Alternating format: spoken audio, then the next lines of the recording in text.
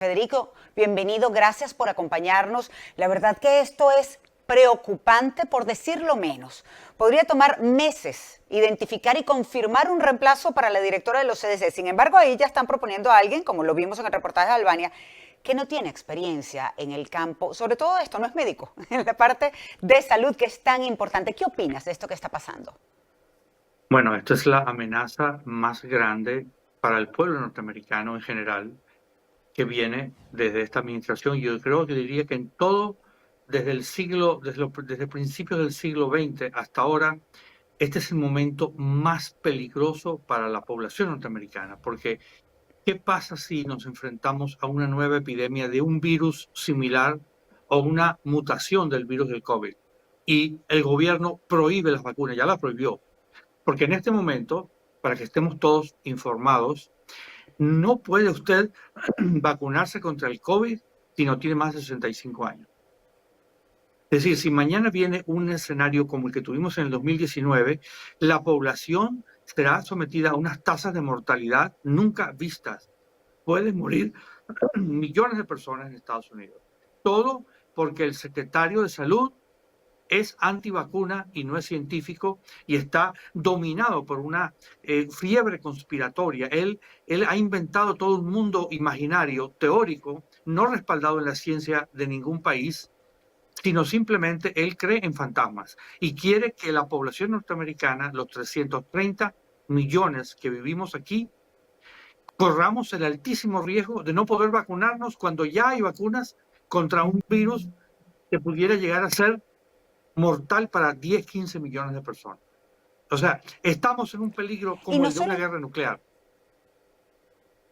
no te iba a decir, no es ni siquiera el tema de los virus, que pues por supuesto preocupa, todos vivimos lo que fue la pandemia del COVID-19, sino en general. Uno tiende a creer las directrices de los CDC y cuando entonces los que puedan quedar a cargo no tienen experiencia en estos temas, no son científicos, no se basan en pruebas científicas para aprobar o no ciertos lineamientos. En este caso, por ejemplo, hay 4 puestos clave que supervisan los brotes de enfermedades, las vacunas, sí, pero sobre todo lo que te decía también, los datos de salud pública, y ahora están vacantes, aparte de la directora de los CDC. Esto pudiera generar una confusión grandísima, por ejemplo, con lo que decías de la disponibilidad o de las vacunas en general, sino, por ejemplo, en el caso de brotes de enfermedades infecciosas. Hasta hace nada estábamos reportando sobre el sarampión. ¿Qué podemos esperar de ahora en adelante? Y también te quiero preguntar sobre la renuncia de estos otros funcionarios, médicos, científicos de carrera, que ahora entonces dejan ese espacio abierto para que otro lo ocupe cuando no sabe absolutamente nada del tema.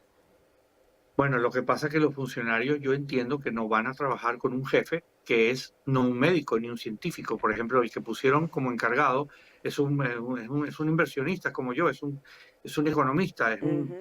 es un financista. ¿Cómo puede asumir esa responsabilidad de una persona que no es un científico? Eso es una cosa muy sudamericana. Me parece que estoy viendo el gobierno de Hugo Chávez, porque eso hizo Hugo Chávez en Venezuela. Empezó a nombrar activistas en cargos para los cuales no tenían idea y el país se derrumbó, todavía está derrumbado.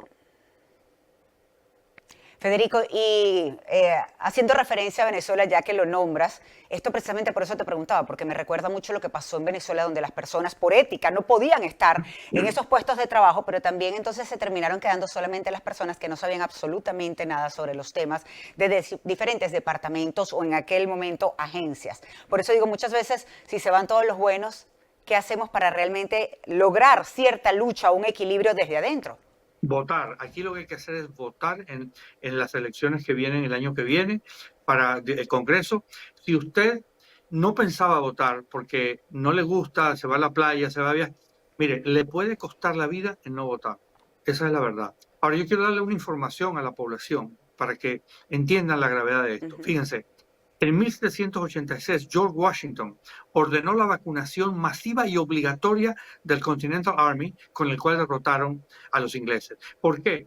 Porque la viruela hacía estragos en las concentraciones de gente y acababa con los ejércitos. Pero la vacuna ya estaba disponible, que venía de Inglaterra casualmente. Entonces, el que no Uh quería -huh. vacunarse era expulsado del Army.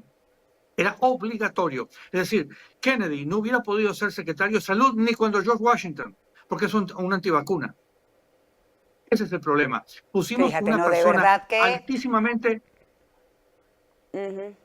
Bueno, No, y que es increíble porque además vimos a la Casa Blanca pues asegurando que sencillamente ella fue despedida porque no sigue la agenda de Donald Trump. Y es preocupante porque precisamente entonces es esto, ¿no? Lo que estamos viviendo, viendo y viviendo.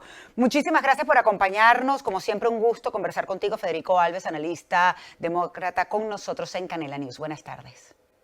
buenas tardes.